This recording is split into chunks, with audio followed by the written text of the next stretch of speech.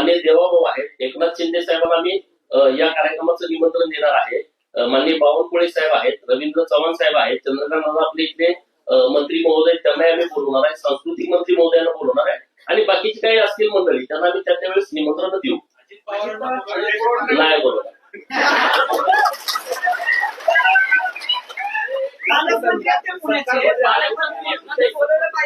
हा सरकारचा कार्यक्रम नाही, हा धनगरांचा कार्यक्रम आहे.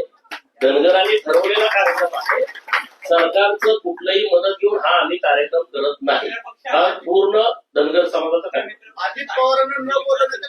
अरे तू बघा, हे बघा, एक रचनात्मक आम्ही कार्यक्रम करायला लागलोय. हा फार किरकोळ आहे, तो विषय तुम्ही प्लीज विचारू नका. काय राजकीय आपला विषय नाही, बाकीची प्रेस वेगळी. आम्ही कधीतरी पहिल्यांदाच रचनात्मक काम करायला लागलोय.